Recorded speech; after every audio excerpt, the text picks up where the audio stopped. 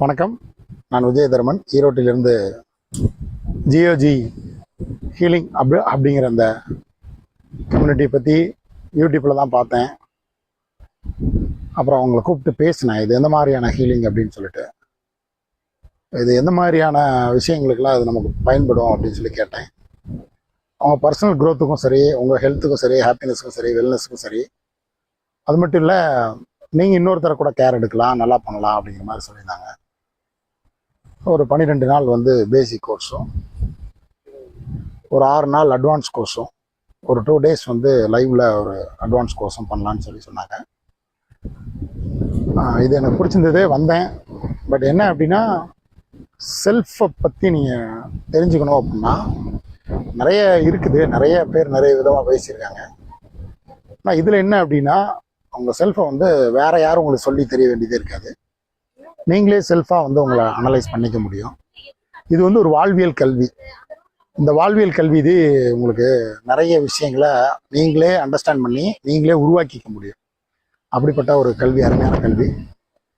இந்த கல்வி எல்லாருக்கும் சென்றடையணுங்கிறது ரொம்ப அவசியமான ஒரு காலகட்டம் இது.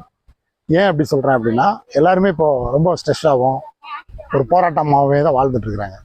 அவங்களுக்கு இந்த வகுப்பு தன்னை திரும்பி பார்க்கறதுக்கு ஒரு அற்புதமான ஒரு வாய்ப்பாக இருக்கும். அதனால் இந்த வகுப்பின் மூலமாக கொஞ்சம் நல்லாவே பெனிஃபிட்ஸ் அடைஞ்சிருக்கேன். அதனால தான் லைவ் கிளாஸ்க்கு வந்தேன். அவங்க கொடுக்குற இந்த லைவ் கிளாஸ் ரொம்ப ரொம்ப மனதுக்கு ரம்மியமாக, உங்கள் வாழ்க்கையில் இந்த மாதிரி இடமெல்லாம் நீங்கள் பார்த்துருக்க மாட்டீங்க. தமிழ்நாட்டிலே இருந்தால் கூட இந்த மாதிரி இடத்துக்குலாம் வரதுக்கு வாய்ப்பு இல்லை. ஏன்னா அது ஒரு கேரளா பார்டரில் ஒரு அருமையான ஒரு இடத்துல கூட்டிகிட்டு ஒரு 2 டேஸ் நல்ல ஒரு ஃபுட்டோட, அருமையாக பீஸ்ஃபுல்லான ஒரு ரூமு, நல்ல ஒரு ஃப்ரெண்ட்ஷிப் கம்யூனிட்டியோட பிரமாதமாக ஒரு கிளாஸை கண்டக்ட் பண்ணாங்க. சப்ஜெக்டும் சரி, நம்ம இங்கே தங்கின விஷயமும் சரி, ரொம்ப பிரமாதமாக இருக்குது. இந்த அட்வான்ஸ் கோர்ஸுங்கிறது பேசிக் முடித்து வந்தால் மட்டும்தான் இந்த அட்வான்ஸ் கோர்ஸ் கிடைக்கும். இந்த அட்வான்ஸ் கோர்ஸ்க்கு அப்புறம் உங்களோட லைஃப்பில் ஒரு மிகப்பெரிய டிரான்ஸ்ஃபர்மேஷன் ஆகும். ஏன்னா நான் பேசிக்லேயே அதை உணர்ந்தேன். அப்போ அட்வான்ஸ் செஞ்சுருக்கிறேன். அடுத்து ஃபீட்பேக் இன்னும் நிறைய சொல்லணும்னு ஆசைப்பட்றேன். அது ஃப்யூச்சரில் சொல்கிறேன். தேங்க்யூ.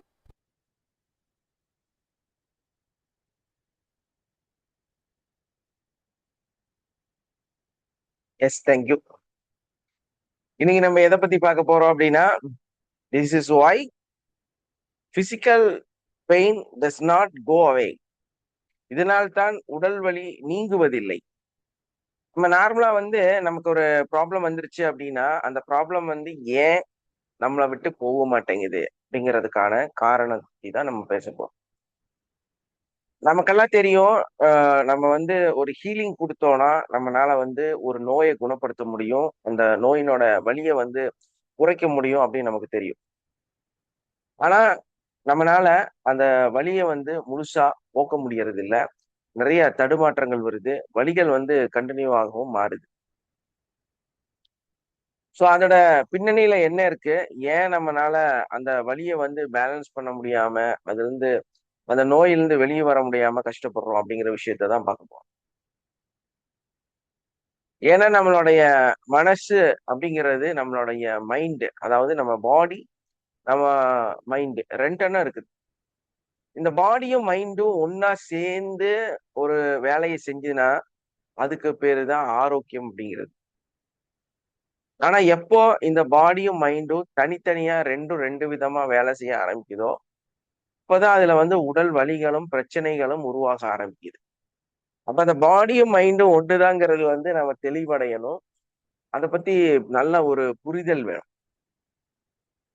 நமக்கு தெரியாத விஷயம் என்னன்னா, நமக்குள்ள இருக்கக்கூடிய அந்த பாடியை பத்திய நாலேஜும் நம்மளுடைய அந்த மைண்டை பத்திய நாலேஜும் நமக்கு இல்லாதனால. ஆனா மருத்துவம் அப்படிங்கும் போது, மருத்துவர்கள் அப்படிங்கும் போதும், இன்னைக்கு இருக்கக்கூடியவங்க எல்லாம் நம்ம போனோம்னா, மருந்து வேணுமா, என்ன பிரச்சனை அது சொல்லுங்க, ஆஹ் ஆஹ் அப்படின்ட்டு அவர் மளிகை லிஸ்ட் மாதிரி கடற்கடான்னு எழுதி கையில் கொடுத்துருவாரு. உங்களை தொட்டு பார்க்க மாட்டாரு, என்னன்னு கேட்க மாட்டாரு, உங்களுக்கு என்ன பிரச்சனைன்னு உங்களை பத்தி அனலைஸ் பண்ண மாட்டாரு. இப்படி நீங்க ஏதாவது 2-3 டைம் ஒரு விஷயத்த சொன்னீங்கன்னா ஸ்கேன் எடுத்துடுவான்னு சொல்லிடுவாரு. சோ இவங்க என்ன பண்றாங்க அப்படின்னா, சிம்டமெட்டிக் ட்ரீட்மெண்ட் கொடுக்குறாங்க. நீங்க ஒரு சிம்டம் சொல்லுவீங்க, அந்த சிம்டம்க்கு மருந்து கொடுத்துருவாங்க. சோ அது சரியாகலைன்னா அப்புறம் ட்ரை பண்ணுவாங்க. இப்படி மனிதர்களோட வாழ்க்கை முழுக்க முழுக்க மருந்துக்குள்ள போயிருச்சு. அப்ப இந்த மருந்தெல்லாம் நல்ல ஒரு தீர்வா, மருத்துவம் எல்லாம் நல்ல ஒரு தீர்வா, இதெல்லாம் நமக்கு உண்மையிலேயே சரியாகுமா? அப்படியே நோய்கள்லாம் உண்மையிலேயே குணமடையுதா அப்படின்னு பார்த்தோம்னா, ஒரு வயசு வரைக்கும், அதாவது ஒரு 45, 47, 48 வயசு வரைக்கும் Laksh very good good morning. அந்த மருந்துகள்லாம் தேவையே இல்ல. வேலை செய்யும். மருந்துகள்லாம் எடுக்காமயே உங்க உடல் ஆரோக்கியமா தான் இருக்கு. ஒரு 40, 42 வரைக்குமே நல்ல ரத்த ஓட்டத்தோட இருக்கக்கூடிய உடலாக இருக்கிறதுனால, உங்களுக்கு மருத்துவ சப்போர்ட் தேவைப்பட வேண்டிய அவசியம் இருக்காது. இப்ப அத கூட மாஃபியா மாரி உள்ள பூந்து பண்ணிட்டாங்கன்னு வைங்க.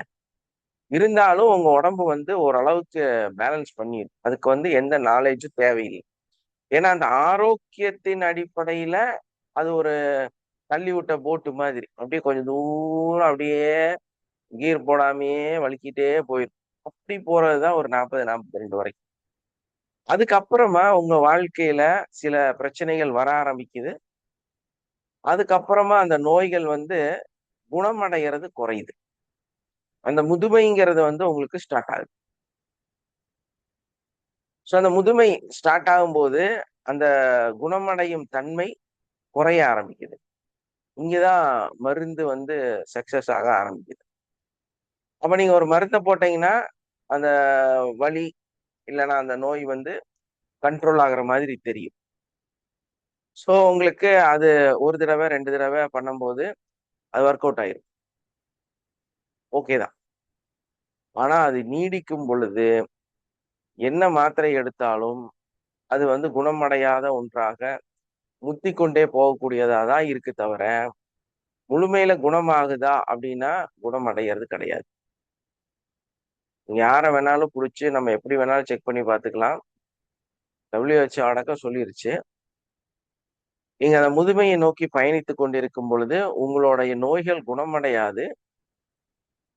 தற்காலிகமாக நிறுத்தி வைக்க முடியும். அந்த ஒரு சூழல தான் நீங்க சந்திக்க ஆரம்பிக்கிறீங்க. அப்போ மூட்டு வலி மொத ஒரு சின்னதா ஒரு வலின்னு சொல்லி போறீங்க டாக்டர்ட்ட. அவரு கொஞ்சம் பெயின் கில்லர் குடுப்பாரு. வயிறெல்லாம் புண்ணாயிரும். அந்த வலி மறந்திருந்த நேரத்துல உங்க உடம்பே கொஞ்ச நாள்ல அத கொஞ்சம் ஹீல் பண்ணும். வேணா ஒரு எலும்புல அடிபட்டுச்சுன்னா ஒரு 21 நாள், இல்லன்னா ஒரு 48 நாள் அதுவா ஒட்டிரும். இந்த வயசு முதிர்ந்து போகும்போது 21 நாள்ங்கிறது சில சமயங்கள்ல ஒரு 31 நாள் ஆகும். கொஞ்சம் டைம் எடுத்துக்கும். ஆனா நமக்கு ரொம்ப அர்ஜென்ட் எல்லாமே. நமக்கு சளி புடிச்சா 7 நாள் ஆகும். ஃபீவர் 5 நாள் ஆகும். இதெல்லாம் மறந்தாச்சு. எது வந்தாலும் உடனே குணமடையணும், உடனே சரியாகணும், உடனே தூக்கி போட்டு ரெடியாயி நடந்துரணும். அப்படி ஒரு எண்ணம் இருக்கிறனால தான், இப்போ நம்ம கேள்விப்படக்கூடிய இதுலயும் பார்த்தீங்கன்னா, ஃபீவர்ங்கிறது ரொம்ப ரொம்ப கம்மியாயிருச்சு. ஃபீவர் வர்றதுங்கிறது ரொம்ப ரொம்ப குறைவா இருக்கு. ஒரு காலத்துல நம்மலாம் அந்த ஆயுர்வேதா இதெல்லாம் படிக்கும்போது, அந்த ஃபீவர பத்திய நன்மைகள்னு தனியா படிப்போம். ஃபீவரனுடைய நன்மைகள். ஸோ அந்த நன்மை என்ன அப்டின்னா, பாடி ரெஜுவினேஷன் ஆகுறது தான் அந்த உடல்ல வரக்கூடிய சூடு. அப்ப நமக்கு படிப்படியா நம்ம உடம்புல சில ஆர்கன்ஸு, செல்கள் தெளிவடைவதற்காகவும், ரெஜுவினேட் ஆகுவதற்காகவும், புத்துணர்வு அடையறதுக்காகவும் தான் நம்ம உடம்புல அந்த ஃபீவர் மாரி காமிக்குது. உஷ்ணம் அதிகமாகி நம்ம உடம்பு திரும்ப ஜெனரேட் ஆகும். ரீஜெனரேட் ஆகுறது. ஸோ இந்த ரீஜெனரேட்டர் ஆகுற விஷயத்த டோட்டலா இல்லாமயே பண்றதுக்கு முயற்சி பண்ணிட்டாங்க. ஸோ அதனால உங்க உடம்பு இப்ப ரீஜெனரேட் ஆகுறது கிடையாது. எல்லாமே அப்படிதானே. இப்போ கம்ப்யூட்டர் நம்ம யூஸ் பண்ணிட்டே இருக்கிறோம். எப்ப பார்த்தாலும் ப்ரோகிராம் பண்ணிட்டு, அத பண்ணி, இத பண்ணி நோண்டிக்கிட்டே இருக்கிறோம். அப்ப என்ன ஆகும்? நம்ம ரெஃப்ரெஷ் பண்ணணும். அப்போ ஹேங் ஆகும்போது ரெஃப்ரெஷ் பண்ணணும். அப்படியே ஒரு 1 தடவ, 2 தடவ, 5 தடவ, 10 தடவ நம்ம ரெஃப்ரெஷ் பண்ணும்போது, அது வந்து கொஞ்சம் ஸ்பீட் ஆகும் இல்லையா? அதே டைம்ல நம்ம அதை ரெஃப்ரெஷ் பண்ணாமே வச்சுட்டு இருந்தோம்னா ஜங்க் ஃபைல்ஸ் வந்து ரொம்ப அதிகமாயிடும். அதே மாதிரிதான் உடம்பு வந்து ஒரு குறிப்பிட்ட நாளுக்கு அப்புறம் கொஞ்சம் ரெஃப்ரெஷ் ஆகணும். அதுக்கு சமயம் கொடுக்கணும், அதுக்கு டைம் கொடுக்கணும். கொஞ்சம் ஒரு ஒரு சீசன் முடிச்சு இன்னொரு சீசன்ல கொஞ்சம் சளி பிடிக்கணும். உங்க தலைக்குள்ளார நிறைய நீர் இருக்கும். அந்த நீரெல்லாம் கொஞ்சம் மூக்கு வழியோட வரணும். உங்க வாய் வழியோட அந்த நெஞ்சுக்குள்ள இருக்கக்கூடிய சளிகள்லாம் வந்து வெளியே வரணும். கொஞ்சம் கொஞ்சம் வெளியே எடுக்கும். உடனே மருந்த போட்டு அமுத்தக்கூடாது. ஒரு 6 நாள் 7 நாள் விட்டு கொடுக்கணும். விட்டு அதை வந்து கொஞ்சம் பொறுமையா பார்க்கணும். ஃபீவருக்கு இப்ப யாருமே மரியாதையே கொடுக்கறது இல்ல. ஸோ ஒரு 3 நாளாவது காய்ச்சல் வந்துச்சுன்னா வெயிட் பண்ணும். அந்த 3 நாள் வந்து உங்க உடம்பு வந்து அதுவா ரெஜுமினேட் ஆகி புத்துணர்வாகி உங்களோட பழைய செல்கள் எல்லாம் போய் புது ஆரோக்கியமான செல்களும் அதாவது இப்போ நீங்க வந்து ஒரு புது பிறவியே எடுக்கிற மாதிரி ஆயிடும். அந்த அளவுக்கு உபயோகப்படக்கூடியது அந்த ஃபீவர்னு சொல்றது ரொம்ப முக்கியமான ஒண்ணு. அந்த கம்ப்யூட்டரை பொறுத்தவரையில் எப்படி ரெஃப்ரெஷோ அதே மாதிரி மனுஷனை பொறுத்தவரையிலையும் ஒரு ரெஃப்ரெஷ் பட்டன் தான் வந்து நம்மளுடைய ஃபீவர். இப்ப அது வராம இருக்கிறதுக்கு என்ன பண்ணலான்னு ஆல்ரெடி பிளான் பண்ணி கொடுக்க ஆரம்பிச்சிட்டாங்க. தண்ணியில கூட கலந்துருவாங்க போல இருக்கு. அப்போ நம்ம தொடர்ந்து இந்த கெமிக்கலை வந்து சாப்பிட்டுக்கிட்டு இருந்தோம்னா நம்ம உடம்பு இந்த மாதிரி ரெஃப்ரெஷ் ஆகிற தன்மை, அதுவே ஆட்டோமேஷனாக வேலை செய்யற தன்மை எல்லாம் அது இழந்துரும். எல்லாம் அப்படித்தானே? ஒரு பொருள் வந்து ரொம்ப நாள் நம்ம யூஸ் பண்ணாமயே இருந்தா பரிணாம வளர்ச்சியில அது வளராம போயிடும். இல்லைன்னா வேலை செய்யாம போயிடும். அப்போ இயற்கையாவே தன்னை சரி செய்து கொள்ளக்கூடிய தன்மை இருக்கக்கூடிய இந்த உடல், இந்த மாதிரி நீங்க ஃபோர்ஸா வந்து ட்ரீட்மெண்ட் கொடுத்துட்டே இருந்தீங்கன்னா ஃபியூச்சர்ல அதுவே எப்படி சரி செய்யறதுங்கிறதே மறந்துடும். அந்த நிலை வராம இருக்கணும்னா நம்ம என்ன பண்ணணும்னா கொஞ்சம் அனுமதி கொடுக்கணும் அதுக்கெல்லாம். அப்போ உங்க மனசு ஒரு பதட்டமாக இருந்தா உங்களால எதையுமே அனுமதிக்கவே முடியாது. உங்களுக்கு எதை பார்த்தாலும் பயங்கரமான பயம். ஸோ அந்த மாதிரி பயப்படக்கூடாது. பயத்தை தூக்கி வைக்கிறதுக்கு தான் இந்த எமோஷனல் ஃப்ரீடம் டெக்னிக். உங்க உள்ள இருக்கக்கூடிய அந்த எமோஷனலை தூக்கி ஓரமா வச்சுட்டு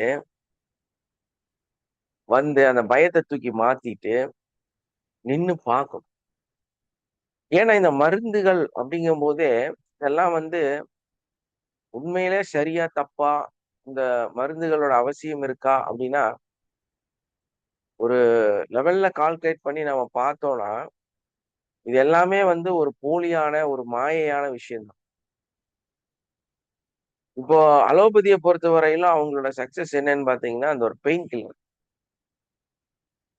அனஸ்தீசியா வர மாதிரியான ஒரு பெயின் கில்லர், லோக்கல் அனஸ்தீசியான்னு சொல்லுவோம். அது இருக்கிறனாலதான் அவங்க இன்னைக்கு சக்சஸ் ஆகும். ஆயுர்வேதா சித்தாவெல்லாம் வந்து ஏன் பின்தங்கி இருக்கிறாங்கன்னா இந்த வலி நிவாரணிங்கிற அந்த கான்செப்ட் இங்க இல்லை. ஆனா அவங்கள்ட்ட சக்சஸ்ஃபுல்லா அது இருக்கு. சரி அவங்க அவங்க வேற என்னத்துக்கெல்லாம் மருந்து வச்சுக்கிறாங்கன்னா ஒண்ணுக்குமே மருந்து கிடையாது. எல்லாமே ட்ரையல். எல்லா நோய்க்குமே வந்து அங்க சரியான மருந்துகளே கிடையாது. ஒரு 50 வகையான நோய்களுக்கு வந்து அவங்க சிகிச்சையை அளிக்க கூடாது. அது என்னெல்லாம்னு கேட்டீங்கன்னா ஃபீவரு, சளி, ஹார்ட் அட்டாக்கு, பைல்ஸ், இந்த மாதிரி ஒரு 50 வகையான சிகிச்சைகளை போட்டு அதுல மருந்து இல்லைன்னு போட்டு வச்சிருக்காங்க WHO. இப்ப அந்த பட்டியல் வந்து கிட்டத்தட்ட 100 பக்கம் வந்துருச்சுன்னு நினைக்கிறேன். என்கிட்ட இருக்கிற ப்ரூஃப் வந்து 50 தான் இருக்கு. ஏன்னா அதுக்கான மருந்து அவங்கள்ட்ட இல்லைன்னு போட்டு வச்சிருக்காங்க. சுகருக்குன்னு ஒரு மருந்தே கிடையாது. ஆனா நீங்க மருந்து வாங்கி சாப்பிடுறீங்க. என்ன பண்ண முடியும்? சோ இந்த மாதிரி மருந்துகளே இல்லாத இடத்துல இருந்து நம்ம மருந்து வாங்கி சாப்பிடுறோம். அதே மாதிரி நீங்க ஆயுர்வேதா சித்தம்னா அப்ப மருந்து இருக்குமா அப்படின்னா அதுவும் அதே மாதிரிதான். ஏன்னா நம்ம பஞ்சதந்திர அந்த எப்படியெல்லாம் வேலை செய்யுது அதை பேஸ் பண்ணி பார்த்தோம்னா அது ஆக்சுவலா வந்து எந்த மருந்துக்குமே மேட்ச் ஆகும். நிறைய வித்தியாசங்கள் இருக்கு. இன்னொன்னு என்னன்னா, அதுல இன்னொரு டீப்பான கதை நம்ம தெரிஞ்சதுனால சொல்றேன். அதுல வந்து ஒரு 30% இல்ல 40% தான் புக்குகள் இருக்குது. அதுதான் வந்து நிரூபிக்கப்பட்டிருக்கு. பாக்கியெல்லாம் வந்து பிரிட்டிஷ் காலத்துல அழிச்சுட்டாங்க. சோ அவங்க கதை நமக்கு வேண்டாம். நம்ம கதைக்கே வரலாம். நமக்கு பாடியும் மைண்டும் ஒருங்கிணையணும். ஒருங்கிணைந்தால் நம்மளுடைய நோய்கள் நம்மளை விட்டு போயிடும். அப்ப நம்ம ஸ்ட்ராங்கா, ஹெல்த்தியா இருக்கணும் அப்படின்னா, ஃபர்ஸ்ட் நம்ம பண்ண வேண்டியது நம்மளையே நாம் விரும்புவது, லவ் செய்வது. அதான் இருக்கறதுலயே பெஸ்ட் மருந்து. I love my self completely. நம்மள முழுசா நம்ம விரும்ப ஆரம்பிச்சோம். நம்மளோட தலை முதல் கால் பாதம் வரை நம்மளை நாமே விரும்ப ஆரம்பித்தால். ஏன்னா நீங்க சோல், நீங்க வந்து ஒரு மைண்ட். அது வந்து நீங்க வெளிய இருந்து வந்திருக்கிறீங்க. இங்க இருக்கக்கூடிய ஒரு பொருள் வந்து இந்த உடம்பு. சோ இந்த உடம்ப வந்து நீங்க நேசிச்சாதான் 2 பேரும் ஒண்ணா இருக்க முடியும். அதாவது எப்படி சொல்லணும்னா, ஒரு வீட்டுக்கு வந்து ஒரு விருந்தாளி வராங்க. சோ அந்த விருந்தாளி வீட்டுக்குள்ள வந்தோடனேவே இந்த அம்மாவுக்கு அந்த நாத்தனாவுக்கு பிடிக்காது. Sir, I am travelling in train from Bangalore to Chennai. Super. வாங்க. அப்போ அந்த அம்மாவுக்கு அந்த நாத்தனாவை பிடிக்காது. இன்னொரு இவங்க கொழுந்தியாவா, இவங்க தங்கச்சி, இவங்க அக்காவா, அவங்கள ரொம்ப பிடிக்கும். சோ என்னன்னா, இவங்க வந்தாங்கன்னா, அதாவது நம்ம அண்ணனோட வீட்டுல இருந்து எல்லாரும் வந்தாங்கன்னா, ஒரு ஸ்பெஷல் எல்லாம் இருக்காது. ஏதோ சாப்பாடெல்லாம் இருக்கும். அவ்வளவுதான். அதே வந்து நம்ம அண்ணியோட வீட்டுல இருந்து எல்லாம் வந்துட்டாங்கன்னா, அன்னைக்கு ஆடு, மாடு, குதிரை, கழுதை, ஒட்டகம் எல்லாத்தையும் அடிச்சு மொத்தமா பொரியல் பண்ணி சாப்பிடுவாங்க. ஏன்னா இவங்களுக்கு இவங்கள பிடிக்காது, அவங்களுக்கு பிடிக்காது, இவங்கள பிடிக்கும். அதுதான் காரணம். பாருங்க, ஒரு விருந்தாளி ஒரு வீட்டுக்கு வந்தாலே அந்த மனநிலை எப்படி இருக்குதோ அது மாதிரிதான் ட்ரீட்மெண்ட். இல்லையா? அது மாதிரிதான் அந்த ஃபுட்டு. அதே மாதிரிதான் இந்த உடம்புக்குள்ளார நீங்க விருந்தாளியா வந்துருக்கீங்க. சோ இந்த உடம்பும் அந்த மைண்டும் ரெண்டும் சந்தோஷமா இருக்கும். இவங்க அக்கா தங்கச்சி மாதிரி. இல்லையா? அப்போ பிரச்சனையே இருக்காது. ஒரே சிரிப்பா இருக்கும். நம்ம வீட்டுக்காரரோட அக்கா தங்கச்சி வந்தா மட்டும் கோவமா இருக்கும். சிரிக்காது. அப்பதான் இடுப்பு வலி வரும், கை வலியும், கால் வலி வரும். எல்லா வலியும் எல்லா இடத்துல இருந்து வந்துடும். இல்லையா? அப்ப யாரு நம்ம ஒரு வீட்டுக்குள்ளார வந்தாலும் அங்க இருக்கிறவங்களுக்கு உங்களை பிடிக்கணும். அந்த சந்தோஷம் அவங்களுக்கு இருக்கணும். அப்ப பிரச்சனையே இருக்காது. இங்க சந்தோஷம் இல்ல. ஆனா வெளிப்பூச்ச வாங்க வாங்க, என்ன இவ்வளவு நாளுக்கு அப்புறம் இப்பதான் வந்திருக்கிறீங்க அப்படின்னு சொல்லிட்டு ஒரு இது. ஆனா ரியாலிட்டி உள்ள வேற. அதான் பிரச்சனை. இதே மாதிரிதான் நம்ம உடம்புல நம்மளோட உயிர், நம்மளுடைய மனசுங்கிறது வந்திருக்கு. வந்த இடத்துல இந்த மாதிரி போட்டியும் பொறாமையும் பிரச்சனையும் இருந்துச்சுன்னா எப்படி இருக்கும்? நிம்மதி இல்லாம இருக்கும்ல. சோ அதே மாதிரி அங்கிருந்து வந்த விருந்தாளியாக நீங்க வந்து இந்த உடலை சரியாக புரிந்து கொண்டால், அத வந்து சரியா ப்ராப்பரா நம்ம உணர்ந்தோம்னா பிரச்சனை இருக்காது. அப்போ உடலும் மனமும் 2ம் ஒருங்கிணைந்து செயல்படக்கூடியதாக மாறணும். அப்ப எப்படிங்க ஆடு, கறி, மாடெல்லாம் போட்டு ஆட்டி தூள் கிளப்புறாங்கல்ல வெட்டி வெட்டி. சோ அதே மாதிரி உங்களுக்கு வெட்டு வெட்டுன்னு வெட்டும். அப்ப உடலோட மொழி என்ன? உடல் எப்படி வேலை செய்யும்? உடலோட டைமிங் என்ன?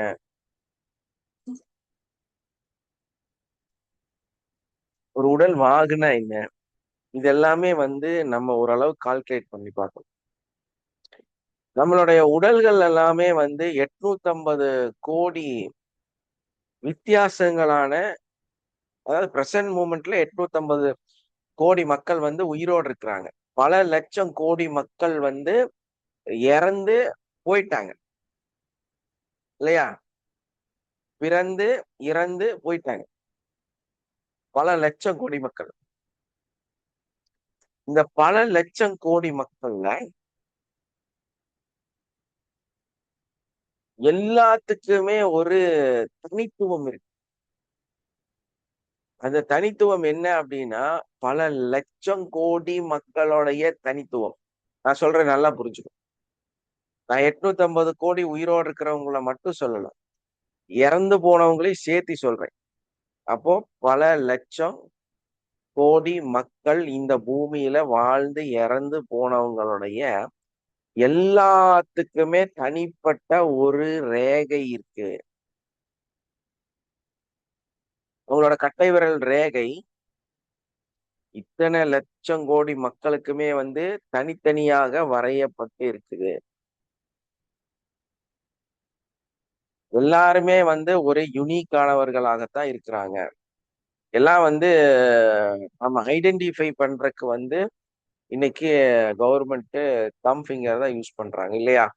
ரேகை எல்லாம் நம்மளை வச்சுதான் கண்டுபிடிக்கிறாங்க. ஏன்னா எத்தனை லட்சம் மக்கள் இங்க பிறந்திருந்தாலும், எத்தனை கோடி மக்கள் பிறந்திருந்தாலும், அவர்கள் இறந்ததுக்கு அப்புறமும் பேசுறது அந்த இதுதான், ரேகை தான். சோ அப்போ நல்லா ஒண்ணு புரிஞ்சுங்க. இது ஒரு பயங்கரமான சீக்ரெட். நீங்க அவங்க கிடையாது. நீங்க இன்னொரு மனுஷன் இருக்காங்கல்ல, 850 கோடியில அவங்க கிடையாது நீங்க.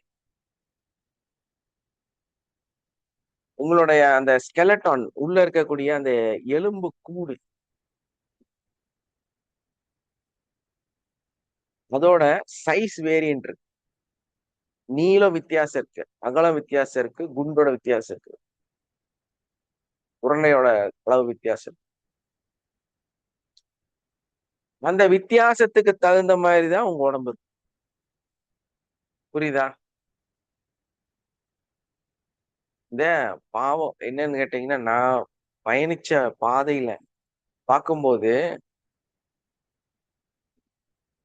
இந்த புவர் அப்படின்னு வரும்போதுதான், இந்த ஃபிட்னஸ்குள்ளார வரும்போது, மாஃபியா மோசமான இந்த பணம் பிடுங்கிகள், ஹெல்த் ஃபிட்டு பாடி கண்ட்ரோலு அப்படி இப்படி பொய் சொல்லி பயங்கரமா மார்க்கெட்டிங் பண்றது. ஆக்சுவலா ஒரு கல்யாணம் ஆகி ஒரு 30 35 வயசு ஆகும்போது ஒரு சின்ன தொப்பை வரும் இல்லையா, வயிறு வரும். பெண்களுக்கு வந்து பின்னாடி அந்த பம்ப் வந்து பெருசாகும்.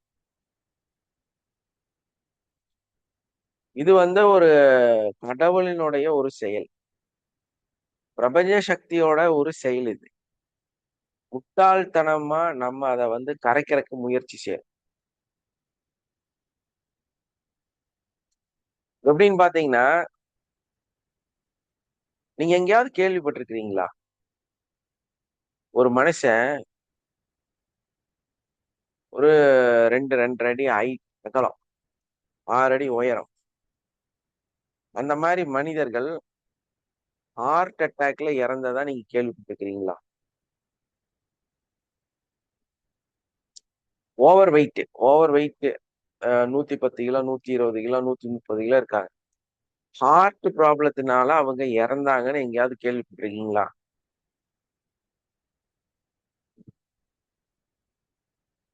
அவங்க இறந்ததுக்கு காரணம் ஒன்னே ஒண்ணுதான், சளி, மூச்சு திணறல். எதனால இறந்திருப்பாங்க? நீங்க வேர்ல்ட்ல எந்த ஹிஸ்டரி வேணாலும் எடுத்து பாத்துங்க, நான் எழுதித்தரேன். ஹார்ட் டிசீஸ்ல அவங்க இறந்திருக்கவே மாட்டாங்க. அவங்க இறந்ததுக்கு காரணம் ஒன்னே ஒண்ணு, லங்ஸ் ஃபங்க்ஷன் ப்ராப்ளம், லங்ஸ்ல நீர் கோத்திருக்கும், லங்ஸ்ல ஏதாவது கம்ப்ளைண்ட் ஆயிருக்கும், மூச்சு விடுறதுக்கு சிரமப்பட்டிருப்பான். இது ஏன் இந்த மாதிரி நடக்குது அப்படின்னு பார்க்கும்போது, ஆக்சுவலா நிறைய ஃபேட் உங்க உடம்புல இருந்துச்சுன்னா, உங்களுடைய ஒரு நரம்பும் பாதிக்காம பாதுகாக்கப்படும். எப்படின்னு கேக்குறீங்களா? இப்போ உங்களுடைய வீட்டோட தண்ணி தொட்டி இருக்கு இல்லையா? மொட்டை மாடியில வச்சிருப்பீங்க. அந்த மொட்டை மாடியில இருக்கிற தண்ணி தொட்டியில இருந்து ஒரு 6, 7 பைப் அப்படியே கீழ கொண்டு வந்து கீழ இதுல வச்சிருப்பீங்க. Yes or no? அப்படிதானே? அந்த ஒரு சைடுல வெயில் பட்டுட்டே இருக்கும். அந்த பைப் என்ன ஆகும்? கிராக் விடுமா?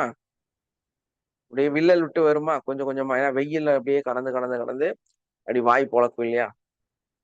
அதே மாரி தான் உங்களுடைய ஹார்ட்லயும் இதே நிகழ்வு நடக்கும்.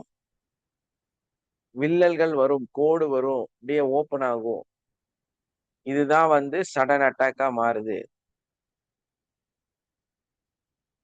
இத சரி பண்றதுக்கு தான் பிரபஞ்ச சக்தி என்ன பண்ணிருக்கு அப்படின்னா, நீங்க வந்து ஒரு 35 வயசு தாண்டுனா, உங்களுக்கு ஒரு தொப்பையெல்லாம் வந்துரும். பெண்களுக்கு வந்து பின்னால அந்த பம்ப் எல்லாம் வந்துரும். உடம்புல வந்து கொஞ்சம் கொழுப்பு அதிகமா சேரும். இது காரணம் என்னன்னா, இந்த நரம்புகள்ல வரக்கூடிய இந்த பிளவுகள ஒட்ட வைக்கிறது. எதுக்கு? அந்த கொலஸ்ட்ரால் வச்சு தான் பேஸ்ட் பண்ண முடியும். சோ உங்க உடம்பு அதுவே ரெஜுவினேட் ஆகி, அதுவே வந்து நோய்கள வந்து சரிப்படுத்தக்கூடிய வேலைகள செய்யுது. நீங்க என்ன பண்றது? போய் ஒல்லியாகறக்கான பவுடர் இவ்வளவு பெரிய டப்பா வாங்கிட்டு வந்து மில்க் ஷேக் போட்டு குடிக்கிறது. உங்களோட பொக்கிஷம், உங்களுடைய புதையலாக அந்த பிரபஞ்ச சக்தி சேர்த்து வச்சத நீங்க இழந்துட்டீங்க. போயிருச்சு அது. சோ நீங்க ஒல்லி ஆயிட்டீங்க.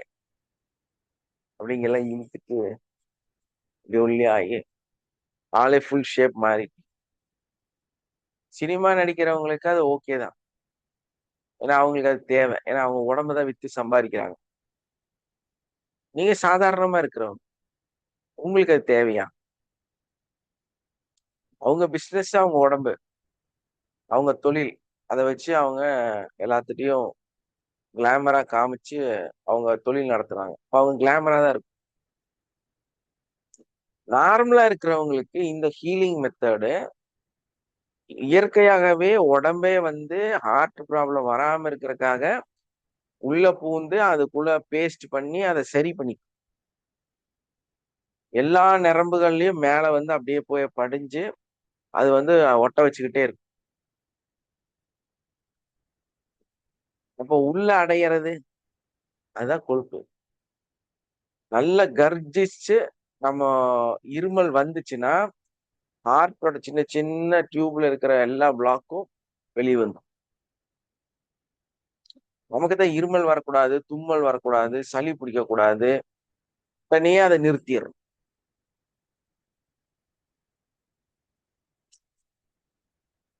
நல்லா வந்து ஒரு 2, 3 நாளு விட்டு குடுப்பேன் அத.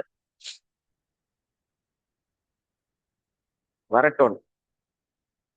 எல்லாம் ஃபுல்லா கொஞ்சம் வெளிய போணும்ல. கொஞ்சம் நீரெல்லாம் தலைக்குள்ளார டெய்லியும் குளிக்கிறோம், இது பண்றோம். அதெல்லாம் போணும் இல்லையா வெளிய? சோ, நம்ம அந்த பர்மிஷன் நம்ம குடுக்கணும். எப்ப நம்ம பாடிக்கு நம்ம மைண்ட் பர்மிஷன் குடுக்குதோ, அப்பதான் அது சரியாகும். அப்ப நம்ம இந்த எமோஷனல் ஃப்ரீடம் டெக்னிக் மூலமாக நம்ம பர்மிஷனையும் நமக்கு பெர்ஃபெக்ட்டா குடுக்க முடியும். அப்ப குடுக்கும்போது நம்ம எத வந்து ஓகே சொல்றோமோ, அது மாதிரி உடம்பு வேலை செய்யும். இந்த மைண்டும், பாடியும் அது எப்படி வேலை செய்யுங்கிறதே புரியாம, உடம்புக்கு எதிரா நம்ம வேலை செஞ்சுட்டே இருந்தோம்னா, ஏன்னா அந்த பொடிய வாங்கி சாப்பிட்டீங்கன்னா, கிட்னில இருந்து எல்லாமே பாதிச்சு. நான் அவங்க இல்ல இல்ல சொல்லுவாங்க. தொடர்ந்து குடிச்சிட்டு இருக்கிறவங்களுக்கு ஓகே தான். ஆனா இடையில இடையில நிறுத்திட்டு குடிக்கிறவங்களுக்கு ஏன்னா ஃபினான்சியலா எல்லாத்துக்கும் சப்போர்ட் பண்ணி சொல்ல முடியும். ஃபினான்ஸ் இருக்கிறவங்க சாப்பிட்டுருவாங்க. இல்லாதவங்க கேள்விக்குறிதான். அதனால தான் அவங்க சக்சஸா மாத்திரையை சாப்பிடுறாங்க. ஸோ இதே வந்து நமக்கு ஒரு சர்க்கரை நோய் வருது அப்படின்னா, நம்ம மனநிலையில அத பார்த்து பயந்தா ஒண்ணும் பண்ண முடியாது. பயப்படக்கூடாது. பயப்படாம நிதானமா சிந்திச்சு, இது எதனால வந்துச்சுங்கிறத ஆலோசனை பண்ணி, இன்னைக்கு என்னோட கரண்ட் சிச்சுவேஷன் என்னங்கிறத புரிஞ்சுட்டு, நீங்க அதுக்கு தகுந்த மாதிரி அந்த மருந்து வேணுமா? வேண்டாமா? அந்த ட்ரீட்மெண்ட் வேணுமா? வேண்டாமான்னு நீங்க சுயமா முடிவெடுக்கலாம். ஸோ அதனால தான் உங்களோட நோய்கள் வந்து குணமடையாம, அது தொடர்ந்து உங்கள விட்டு விட்டு போகாம இருந்துட்டே இருக்கு. ஏன்னா அந்த ரெஜுவினேஷன் நடக்கறக்கான விஷயங்கள் நம்ம எப்பவுமே நம்ம உடம்பு செஞ்சுட்டே இருக்கும்.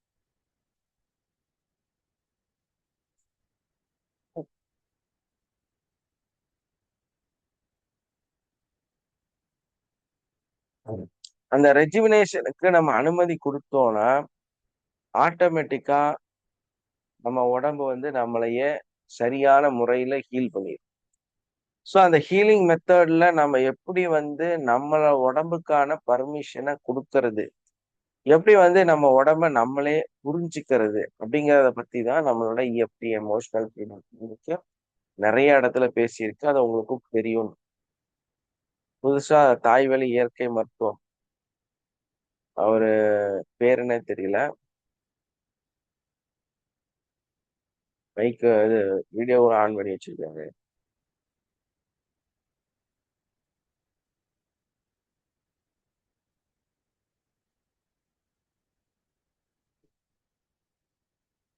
உங்க பேர் மட்டும் போட்டீங்கன்னா போதும்.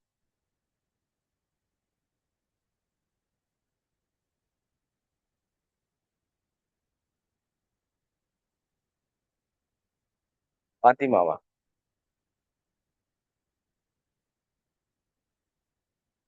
உங்க பேர் மட்டும் சாட் பாக்ஸ்ல போட்டு.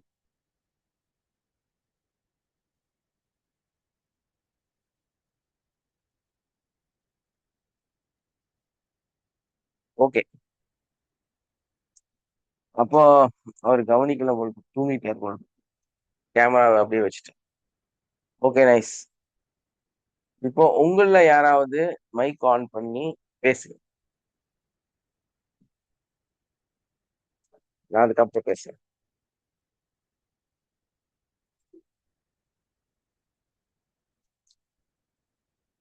சனிக்கிழமை அவ்வளவு பேசணும் இல்லையா? யாரோட வளர்ச்சிக்காக? யாருக்காக? எதுக்காக 7 மணியில் நீங்க பேசணும்? எதுக்கு கிராட்டிட்யூட் சொல்லணும்? கிராட்டிட்யூட் என்ன நடக்கும்? அது மூலமா உங்களோட வாழ்க்கை என்னவாக மாறும்? எப்படியெல்லாம் வித்தியாசம் வரும்? எவ்வளோ சப்ஜெக்ட் நம்ம பேசணும்? இன்னும் பேசுறவங்களே தான் mic on good morning sir. பண்ணக்கூடியவர்களாக இருக்கிறாங்க. Very good morning ma'am. Sir நீங்க சாட்டர்டே நிறைய சொன்னீங்க, பாயிண்ட்ஸ் சொன்னீங்க. நம்ம எப்படி இருக்கணும், அந்த தாட்ஸ் நம்ம எப்படி, நம்ம ஒரு நெகட்டிவ் ஒருத்தர் நம்ம நெகட்டிவா ஒன்று எடுத்துக்கிட்டா அது நம்மளுக்கு எஃபெக்ட் ஆகும். நம்ம அதை எப்படி விடணும், அந்த ரோமானியர் மன்னர்கள் எல்லாம் எப்படி அதை ஃபாலோ பண்ணாங்க எல்லாம் சொன்னீங்க. அந்த அப்புறம் அந்த கிராட்டிடியூடுன்னு சொன்னீங்க சார். இப்போ ரெஜுவினேஷன் வந்து நம்ம கிளாஸ்லயே நடக்குது சார். இப்போ ஒரு நோய் வந்து தான் ரெஜுவேஷன் பண்ணணும்னு இல்லை, நம்ம டேப்பிங் பண்ணும்போதே அந்த ரெஜுவேஷன் நடக்குது சார் நம்மளுக்கு எஸ், பாடியில. கண்டிப்பா. நம்ம நார்மலா நம்ம டேப்பிங் பண்ணாலே செரோட்டின் அப்படிங்கிற ஒரு சுரப்பி வந்து சுரக்கும். ஸோ அது சுரந்தாலே நம்ம ஆட்டோமேட்டிக்கா நம்ம ரெஜுவினேட் ஆயிருவோம். ஆனா இப்ப ப்ராப்ளம் என்னன்னா, நம்ம வந்து ஹீலிங் பண்றனால அது நமக்கு நடக்குது. இல்லாத மனிதர்கள் இப்போ ரெஜுவினேட்டே ஆகாமயே வாழ ஆரம்பிச்சுட்டாங்க. அதுதான் கொடுமை. அதாவது உங்களுடைய அந்த இத உங்களுடைய சிஸ்டம அதாவது உங்க உங்க உடம்புங்கிற அந்த கம்ப்யூட்டரை ரெஃப்ரெஷே பண்ணல. சார் அப்பப்ப ஆக்சுவலி கொஞ்சம் கொஞ்சம் டேப்பிங் ரெஃப்ரெஷ் பண்ணி பண்ணும். ஹீலிங் பண்ணும்போது மற்றவங்களுக்கு பண்ணும்போது கூட நம்ம பாடி கிளியர் ஆகுது சார். நம்மளோட ஹெல்த் இஷ்யூ எதுவாக இருந்தாலும். ஆமா, அது நம்மளோட சிஸ்டம் வந்து மத்த இதுக்கும் நமக்கும் என்ன வித்தியாசம் அப்படின்னா, மத்ததுலாம் வந்து நம்மளோட பவர் எடுத்து நம்மளோட எனர்ஜி எடுத்து இன்னொரு மனுஷங்களுக்கு மேல குடுக்கணும். அப்போ நம்மகிட்ட ஒரு 100 வால்யூம் பணம் இருக்குது, எனர்ஜி இருக்குன்னா, அந்த 100 வால்யூம் எடுத்து அவங்க கையில குடுக்கும்போது, நீங்க 0 ஆயிருவீங்கல்ல. சோ, அப்புறம் நீங்க திரும்ப செல்ஃபா ஹீலிங் குடுத்து, உங்கள டெவலப் பண்ணி, உங்கள புரொடெக்ஷன் பண்ணி, உங்கள சுத்தி புரொடெக்ஷன் போட்டு, உங்கள பாதுகாத்து வச்சு செய்யணும். ஏன்னா, அது எவ்வளோ கெப்பாசிட்டி எடுக்குதுன்னு யாருக்குமே தெரியாது. ஆனா, இத பொறுத்தவரையிலும் என்ன பிரச்சனை அப்டின்னா, நம்ம வந்து 1 கிராம், ஒரு வால்யூம் கூட அந்த பக்கம் குடுக்கவே மாட்டோம். அவங்களுக்காக நம்மளோட எனர்ஜிய அந்த பக்கம் ட்ரான்ஸ்ஃபர் பண்ணவே மாட்டோம். அவங்களோட எனர்ஜிய அவங்களுக்கே தான் ட்ரான்ஸ்ஃபர் பண்ணிவிடுவோம். சோ, அதனால தான் அதோட சக்சஸ் ரேட்டிங்கும் ஹை லெவல்ல இருக்கு. அதே மாரி எல்லா சிஸ்டத்துல இருக்கிற நெகட்டிவ் இதுல இல்ல. ரொம்ப வெற்றிகரமா நம்ம வந்து பண்றதுக்கும், நமக்கு எந்த பாதிப்பு வராம இருக்கிறதுக்கும் காரணம் என்னன்னா, நம்மளுடைய இந்த சிஸ்டம் வந்து நம்மள டெவலப் பண்ணும். பட் அதே டைம்ல ஹீலிங் குடுக்கும்போது, அவங்க தான் அவங்களுக்கு குடுக்கறதாக அந்த எனர்ஜிய கன்வெர்ட் பண்ணி வரும். மத்தபடியே நம்ம செய்யறத நமக்குள்ளாரே இன்ஹேல் பண்ணிருவோம். சோ, அதனால இதுல வந்து அந்த எனர்ஜி லாஸ்ங்கிற பொருளே இருக்கவே இருக்காது. இதான் இதுல இருக்கிற மெயின் அ ஒரு அட்வான்டேஜ் கூட அது. வேற யாராவது பேசுங்க. Yes sir. Thank you sir. Sir வணக்கம் சார். வணக்கம் சார் சார். வணக்கம். பஸ்ல போயிட்டு இருக்கும்போது விழா எலும்பு உடஞ்சிருச்சுங்க சார். திடீர்னு பிரேக் போட்டாங்க. அந்த கம்பி இருக்கு பார்த்தீங்களா, சீட்டோடைய கம்பி, அது ஆமா. பட்டுருச்சுங்க சைடில். ஆனா நான் யாருக்கு? என்ன ஆദ്യമേ சொல்லவே இல்லை. நானே ஹீலிங் பண்ணி பண்ணி சரி பண்ணிட்டுன்னு வச்சுக்கல. மருந்து மாத்திரை இது எடுத்துக்கவே இல்லை. லைட்டா எப்ப அந்த கீழ் அடிபட்டுச்சு? இப்போ ஒரு 20 நாள் இருக்குங்க. ஆ, நடக்க முடியாம இருந்தீங்களோ? இல்ல இல்ல, ஒண்ணுமே இல்ல. வேலைக்கெல்லாம் பார்த்துட்டு தான் இருந்தேன். அது ஒண்ணும் பண்ணாது அப்படின்னு ஒரே ஒரு நம்பிக்கையோட இருந்தேங்க. வேலையும் பார்த்துட்டு தான் இருந்தேன். லீவ் எல்லாம் போடல. ஆ, ஆனா எனக்கு வலி வந்து கொஞ்சம் இருந்துகிட்டு, அந்த மூச்சு விடும்போது இரும்புனா கொஞ்சம் லைட்டா வலிக்குது. ஆனா மற்றபடி அது வலி இல்லைன்னு வச்சுக்கல. இல்ல வயசாயிட்டா தேவையில்லை இதாகும் அப்படின்னு சொல்றீங்களே. நோய் எதிர்ப்பாற்றல் இருந்ததுன்னா அது ஒண்ணும் பண்ணாது அப்படிங்கிற ஒரு நம்பிக்கையோட இருக்குன்னு வச்சுக்கல நான். ஆமா. வயசாகும்போது தான் நம்ம நம்ம சிஸ்டத்துக்குள்ள வந்துட்டோம்னா, நம்ம தான் ரெஜுவினேட் பண்ணிட்டே இருப்போமே. நம்ம ஒரு ஒரு தடவ டேப்பிங் பண்ணும்போதும் நம்ம ரெஜுவினேட் ஆயிட்டே இருப்போமே. இப்ப நம்ம குரூப் தானியம் புத்துணர்வுக்குள்ளார போது போய்க்கிட்டே எல்லாத்திட்டும் ஏன் இருப்போமே. சொல்லணும்? நம்மளே செஞ்சுக்கலாம். அவங்க செய்யற மாதிரி நம்ம ஒரு கற்பனை பண்ணிக்குவோம் அப்படின்னு போட்டு அந்த கற்பனையிலேயே நீங்க எல்லாம் எனக்கு ஹீலிங் கொடுக்குற மாதிரி ஒரு கற்பனை பண்ணிக்கிறேன்னு வச்சுக்கல. Super, super. பரவால்ல. இப்ப வலி எப்படி இருக்கு சார்? லைட்டா இருக்குங்க. நம்ம லைட்டா அந்த ஒரு சைடா வந்துருச்சு படுத்தா கொஞ்சம் இதாகுதுங்க.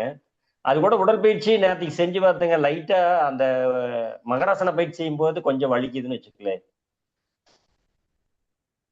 அது உருண்டு விரல்ற மாதிரிங்க. ம், ம். அந்த அல்ல வரும்போது லைட்டா வலிக்குதுங்க. சில டைம்ல இந்த மாரி வர்றதுக்கு காரணம் என்னன்னா, இவர்ட்ட ஆல்ரெடி நம்ம சொல்லியிருக்கிறோம். நீங்க அதிகமா பஸ் டிராவல் பண்றீங்க, போகாதீங்க. உட்கார்ந்த இடத்துல இருந்து சம்பாதிக்கிற வழிகள தேடுங்கன்னு சொல்லியிருக்கிறோம். சோ, அந்த அடிப்படையில அத உருவாக்குறதுக்கான வாய்ப்பாகவும் இருக்கலாம். பிரபஞ்ச சக்தி இனி நீங்க முயற்சி வந்து பண்ணிட்டு இருக்குங்க டிராவல் சார். பண்ண ஏன்? முயற்சி பண்ணிட்டு இருக்கேன். அக்குபஞ்சர் முழுமையா கத்துக்கிட்டு மெராக்கல் அக்குபஞ்சர்னு சொல்லி ஒண்ணு கத்துக்கிட்டு இருக்கிறேங்க. ஊசி அ, போட்டா உடனே குறைஞ்சிரும், வலி குறைஞ்சிரும். அந்த மாதிரி ஒரு அக்குபஞ்சர் ஊசி போட்டு இது பண்றேன்னு வச்சுக்கலேன். நல்லா இருக்கேன் நான். ம். கோயம்புத்தூர்ல கிளாஸ் எடுக்கிறாங்க. ஒரு 2 3 கிளாஸ் வந்துருக்குன்னு வச்சுக்கலேன். படிங்க, படிங்க. அது அந்த நேரம் காலமும் அமையும்போது இப்படிதான் ஆகும். ஏன்னா இவர ஓகே. நிறுத்தினா நிறுத்த மாட்டேங்கிறாருங்கிறனால பிரபஞ்ச சக்தி நிறுத்துறதுக்கான வாய்ப்புகளை ஏற்படுத்தும். ஏன்னா மேல முன்னேறி போறதுக்கான வழிகள வந்து காமிக்கும்.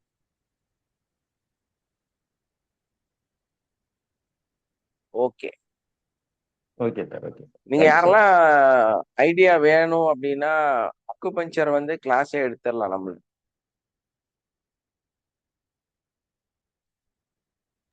சார் 3 வருஷமா சொல்லிட்டு தான் இருக்கீங்க. ஆனா கிளாஸ் எடுக்க மாட்டேங்கிறீங்க சார். இல்ல நமக்கு இந்த கிளாஸே நிறைய ஷெட்யூல்ல தான் சார் இருக்குது. ஆமாமாங்க, நம்ம புரியுது. சன்னு வந்து இப்போ வந்து அவரு ஒர்க் பண்றாருல, இப்போ அதுல வந்து இன்னொரு ப்ராஜெக்ட் வந்து அக்குபஞ்சர் பண்ணலான்னு பேசியிருக்கிறாரு. இப்போ நாங்களும் பிஸில இருந்து எல்லாம் ரிலீஸ் ஆயிட்டோம். கொஞ்சம் ஃப்ரீ ஆயிட்டோம். இன்னைக்கு நாளைக்கு அவர் ஊர்ல இருந்து வந்துருவாரு. வந்தா ஏதாவது ஒரு கோர்ஸ் நீ அடுத்து ஒன்று ஸ்டார்ட் பண்ணாதான் போகும். ஸோ அந்த ஸ்டார்ட் பண்றதுல மேபி இதுவும் செய்யலாம். அது இல்லாம நம்ம வந்து Kerala tourism development corporation Thiruvananthapuram அப்படிங்கிற ஒரு இதுல வந்து நான் ரிஜிஸ்டர்டு. ஸோ அது இல்லாம அக்குபஞ்சர்ல எம்டி, அது இல்லாம எஸ்எம்பி மதுரை குருகுலத்துல வந்து நான் மெம்பரா இருக்கிறேன். ஸோ இவ்வளவும் நமக்கு இருக்குது, நம்ம தான் வந்து யூஸ் பண்றது இல்ல. எம்டி அக்குபஞ்சர் ஸ்ரீலங்கா கொழும்பு நான் படிச்சிருக்கிறது. அது இல்லாம வந்து பாராமெடிக்கல் சயின்ஸ் சூர்யா காலேஜ் பாப்பராட்டம்பட்டி, அங்கிருந்து கம்யூனிட்டி மெடிக்கல் சயின்ஸ் சொல்லி நம்ம வந்து அலோபதியில அந்த இது வந்து படிச்சிருக்கிறோம். ஸோ அது வந்து ப்ராக்டிஸ் பண்றது இல்லை, நம்ம அதை விட்டாச்சது. அதுல கூட ஒரு சர்டிபிகேட் வாங்கவே இல்லை, ஏன்னா அது நமக்கு தேவையில்லைங்கிறனால விட்டோம். அதுக்கப்புறமா வந்து பாத்தீங்கன்னா ஆயுர்வேதா பிசியோதெரப்பி அப்படின்னு ஒரு தெராபுட்டிக் கோர்ஸ், அதுவும் வந்து கேரளா டூரிசம் டெவலப்மெண்ட் கார்பரேஷனோட பர்மிஷனோட நம்மளோட டூரிசம் டெவலப்மெண்ட் பண்றதுக்காக அவங்க கொடுத்துருக்கக்கூடிய ஒரு சர்டிபிகேஷன். அதுலயும் முடிச்சிருக்கிறோம். யோகால வந்து 285 மணி நேரம் கண்டினியூவா யோகா பண்ணி அதுல டிப்ளமோ இன் யோகா அப்படின்னு சொல்லி ஒரு கோர்ஸ் கம்ப்ளீட் பண்ணியிருக்கோம். ஸோ இவ்வளோ விஷயம் நம்மகிட்ட இருக்குது, ஆனா நம்ம வந்து அதை வெளிப்படுத்துறது இல்லை. நிறைய விஷயங்கள் கத்துட்டு தான் நம்ம அதுக்கப்புறமா இதை கத்துக்கிட்டோம். இதுலயே நல்ல பிஸியில போயிட்டு இருக்கிறதுனால இவ்வளவு விஷயங்கள் இருக்கு. அது இல்லாம டான் தெரப்பி பண்ணியிருக்கிறேன். டான் தெரப்பி வந்து நம்ம நிறைய வாட்டி இது பண்ணி வச்சிருக்கிறோம். அப்புறம் சுஜோக்கு, இதுக்கப்புறம் வந்து சுஜோக் கூட எனக்கு அது பிடிக்கல, அதனால நான் செய்யல. டிசிஎம்ல வெல் எக்ஸ்பீரியன்ஸ் நான். டிசிஎம் அக்குபஞ்சர்ல அது மட்டும் இல்லாம நானே சொந்தமா டிசைன் பண்ணி ஒரு மிஷினே கண்டுபிடிச்சு வச்சிருக்கிறேன். அந்த டிசைன் பண்ண மிஷினை வந்து நம்ம தேவைப்படுறவங்களுக்கு கொடுத்தாலே போதுமானது, பெரிய அளவுல சக்சஸ் பண்ணிடலாம். ஸோ அது மட்டும் இல்லாம நம்ம அந்த இதுல ஹிஜாமா ஹிஜாமா வந்து யார்கிட்டையும் கத்துக்கல, நானே வந்து ஆல்ரெடி மாக்ஸோன்னு ஒன்று இருந்துச்சு. மாக்ஸோ தான் வந்து நம்மளுடைய சைனீஸ் மெடிசன். மோக்ஸோல நான் மாஸ்டரேட், அதுக்கப்புறம் தான் வந்துச்சு ஹிஜாமா அப்படின்னு. மோக்ஸோல நான் நிறைய மசாஜ் பண்ணி இப்பதான் வந்து அதிசயமா சொல்றாங்க. நாம வந்து அந்த காலத்திலேயே அதெல்லாம் பண்ணி முடிச்சிட்டோம். இவனுங்க இப்ப புதுசா வந்துட்டு மோக்ஸோல மூவிங் கப் தெரப்பி. ஆமா, இது எப்படின்னா ஒரு சாப்பாடு சாப்பிடுறத இவங்க என்ன பண்ணி வச்சிருக்காங்க அப்படின்னா, நம்ம சாம்பார் சாப்பாடு, ரசம் சாப்பாடு, தயிர் சாப்பாடு, அஹ் அப்புறம் கூட்டு பொரியல் சாப்பாடு, பப்பட சாப்பாடு, எல்லாம் ஒரே சாப்பாடு தான். இத 5ஆ பிரிச்சு தனித்தனியா கொண்டு போய் தனித்தனியா மக்கள் கிட்ட காசை வாங்கிட்டு இருக்கிறாங்க. என்ன பண்ண முடியும்? அப்படியே தோணுன மாதிரி துண்டு துண்டா பிரிச்சு பிரிச்சு என்னென்னமோ பண்ணி வச்சிருக்கிறாங்க. கேட்டா ஒன்னொன்னுக்கும் ஒரு ஒரு புது புது பேர் சொல்றாங்க. நம்ம வந்து அந்த கண்ணாடி குடுவை இருக்கும், அதுல வந்து டீ உள்ள வச்சுட்டு லாக் பண்ணிட்டு பாடி ஃபுல்லா மசாஜ் பண்ணுவோம். இதை வந்து மூவிங் கப் தெரப்பின்னு சொல்லி போட்டு இப்ப பண்றாங்க. மார்க்ஸோல நம்ம ஆல்ரெடி ரொம்ப தூரம் போயாச்சு. நீடில் ஹீட் பண்ணி அடிக்கிறது இதெல்லாம் டிசிஎம்ல நம்ம வேற லெவல்ல பண்ணியாச்சு. எல்லாமே நான் கத்துக்கிட்டு எல்லாமே படிச்சு எல்லாமே செஞ்சாச்சு. இப்போ மார்க்ஸோ தெரப்பி தனியா எடுக்கிறாங்க, ஹீட்டிங் நீடில் தெரப்பி தனியா எடுக்கிறாங்க. என்னையா இது என்னவோ பண்றீங்க போங்க. அதுல நீடில் ஒரு தனியா சின்ன கொஸ்டின் எடுக்கிறாங்க. சார். எஸ்மா. சார் ஒரு சின்ன கொஸ்டின். நீங்க இவ்ளோ எல்லாமே படிச்சிருக்கீங்க. ஆனா வந்து லைஃபுக்கு ஈஸியா எதை யூஸ் பண்றது உங்களுக்கு பிடிச்சிருக்குங்க சார்? எஃப்டி. ஈஸியா ரிசல்ட் கொடுக்குது அப்படின்னா எஃப்டி. இஎஃப்டி. அதுதான் சாருக்கு சொல்ல வந்த. சார்கிட்ட உங்ககிட்டயே வந்து அக்குபஞ்சர் படிக்கலாம்னு சொல்றாரு. இஎஃப்டி அவரும் படிச்சிருக்காரேன்னு யோசிச்சு வந்ததுங்க சார். கண்டிப்பா. என்னன்னா மத்த இவ்வளோ மருந்துகள் லட்சக்கணக்கில் மண்டையில கண்ணை மூடனாலே லிஸ்டா ஓடும். அந்த அளவுக்கு மருந்துகளை கத்துட்டு இன்னைக்கு இது வந்து ஒரு நேத்து கூட அந்த சளியோட அளவு அதிகம், ரொம்ப கஷ்டப்பட்டு அப்போ அதை அப்படியே விட்டுட்டு தான் இருந்தோம், கொஞ்சம் வெளியே போட்டோங்கிறதுக்காக. அதுக்கப்புறம் நம்ம என்ன பண்ணோம்னா அந்த சீக்ரெட் வேர்டு நம்ம யூஸ் பண்ணோம், I love my self completely. அதை வந்து டேப்பிங் பண்ணிட்டே இருந்தோம். இப்ப பரவாயில்ல, ஓரளவுக்கு நல்லா ஆயிடுச்சு இல்லையா? அஸ்ஸலாமு அலைக்கும் சார். பேசலாம். நான் ஒண்ணு சொல்லிக்கிறலாமா? சொல்லுங்க. எனக்கு வந்து ஐபிஎஸ் ப்ராப்ளம் இருந்தது. ஐபிஎஸ்க்கு வந்து நான் நிறைய ட்ரீட்மெண்ட் எடுத்திருக்கேன் அலோபதியில, அது சரியாகல. அப்புறம் நான் அக்குபஞ்சர் படிச்சு அக்குபஞ்சர்லயும் நான் ட்ரீட்மெண்ட் பண்ணேன் எனக்கு நானு, ஆனாலும் சரியாகல. அக்குபஞ்சர்ல வந்து இப்ப நம்ம டங் டயக்னோசிஸ் இருக்குதுல்ல, அதுல வந்து எனக்கு ஐபிஎஸ் இருந்ததுனால என்னோட டங்ல வந்து ஸ்டொமக் ஏரியால ஒரு ஆழமான கோடு இருக்கும். ஏன்னா அது மனப்பாதிப்பு தான் பாருங்க இருக்கும். அது என்ன செஞ்சாலுமே போகல எனக்கு. ஆனா இப்ப இஎஃப்டில நான் அதுக்கு ட்ரீட்மெண்ட் கொடுத்து எனக்கு ஐபிஎஸ் சரியானதோட அந்த டங்ல இருந்த அந்த கோடு கிளியர் ஆயிடுச்சு. இஎஃப்டி எனக்கு மூலியமா தான் வந்து clear ஆயிடுச்சு. உங்களுக்கு ஓப்பனா காமிச்சே தரேன். டங்குன்னு சொன்னப்போ டங் டைனாசிங்ல தான் நான் பல்ஸை விட டங்க்கு தான் நான் நம்புறாள். டங்க் டயக்னாஸ் பண்ணி தான் நான் ட்ரீட்மெண்ட்டே கொடுப்பேன் ரொம்ப நாளா. அதுல என்னோட டங்க்ல பாத்தீங்கன்னா தெரியுதா, ஒரு சின்ன பிட்டு மாதிரி ஒண்ணு தெரியும். இது வந்து பெரிய அளவுல வளர்ந்து பிரச்சனையாக மாறுச்சு.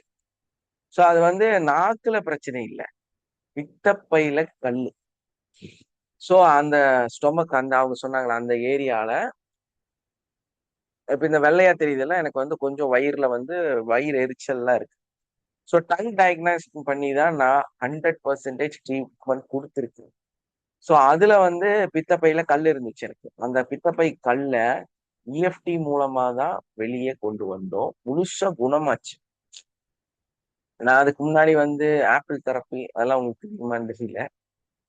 பித்தப்பைய வந்து சரி பண்றதுக்கு ஆப்பிள் தெரப்பின்னு இருக்கு, ஹோமியோல இருக்கு, R7 ஒரு இருக்கு ரெமிடி, R7 சொல்லி அது யூஸ் பண்ணியிருக்கிறேன்.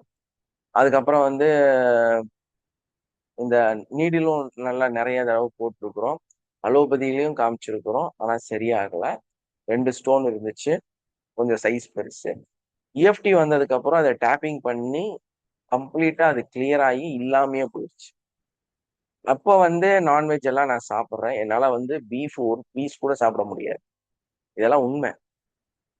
நான் இஎஃப்டிக்கு வரக்கு முன்னாடி பீஃப்னு தொட்டா போதும் ஆன் ஸ்பாட் பெயின் வந்துடும், பயங்கரமான வலி, என்னால நிக்க கூட முடியாது, வாந்தி வர ஆரம்பிச்சிடும். அப்படி இருந்து நான் வந்து இஎஃப்டில வந்து அதை கம்ப்ளீட்டா கிளியர் ஆயிடுச்சுன்னு எப்போ ரியலைஸ் பண்ணேன்னா, நான் ஒரு தடவை நான்வெஜ் சாப்பிட்டேன், சாப்பிட்டு ஒண்ணுமே ஆகுது, எந்த ஃபீலுமே இல்லை. அப்புறம் தொடர்ந்து திரும்ப திரும்ப சாப்பிட ஆரம்பிக்கும் போது அந்த வலி சுத்தமா வராமையே போயிடுச்சு. அப்புறம் செக் பண்ணி பார்த்தப்போ அந்த இது நல்லா உள்ள ஒட்டிருச்சு. அப்ப அப்படியே நம்மளுடைய டங் டயக்னாஸ்டிக் மூலமாகவும் நம்மளோட இஎஃப்டி மூலமாகவும் முழுசா பித்தப்பை கல்லை வந்து நானே எனக்கே சரிப்படுத்தேன். ஸோ அது மாதிரிதான் எல்லாத்துலயும் எது சிறந்ததுன்னு என்ன கேட்டா, நான் இதை விற்கிறனால அப்படி சொல்றேன்னு சொல்லல, எனக்கு குணமானனால நான் சொல்றேன், அவ்வளவு. அப்புறம் இதுல ஜாயின் பண்றது, நீங்க இதுல கத்துக்கிறது, இதுலயே இருக்கிறது, அதெல்லாம் உங்களை சார். அது நான் எதையும் கம்பல் பண்ண மாட்டேன். ஆனா எனக்கு குணமாயிருக்கு. எனக்கு வந்து கால்ல ஒரு 2½ வருஷமா நான் நொண்டிட்டு இருந்தேன். அந்த கால் வலி வந்து ஒரே நாள்ல சரியாச்சு. இந்த இது சரியாச்சு. அதே மாதிரி வேற என்ன ப்ராப்ளம் இருந்துச்சு? சுகர் வந்து ஓரளவுக்கு இப்போ நான் கூட லாஸ்ட் வீக் கூட உங்களுக்கு காமிச்சு குடுத்தேன். இந்த மாரி கம்ப்ளைண்ட் இருக்குன்னு சொல்லிட்டு, அத வந்து 6% மாறியிருக்கு. ஏன்னா அதெல்லாம் நான் ட்ரை பண்றேன். இப்போ இது வந்து நான் ஒரு சுகரோட கம்ப்ளீட் கோர்ஸ் உங்களுக்கு குடுக்கணும் அப்டின்னா, நான் சரியாகணும் இல்லையா? ஸோ அதுக்கு நான் என்ன பண்றேங்கிறத கிளியர் பண்ணணும். ஸோ முந்தாநேத்து கூட பாயாசம் அது இதெல்லாம் சாப்பிட்டோம். ஒண்ணும் பிரச்சனையே இல்ல. நல்லா தான் இருக்கிறேன். ஒண்ணும் ப்ராப்ளம் இல்ல.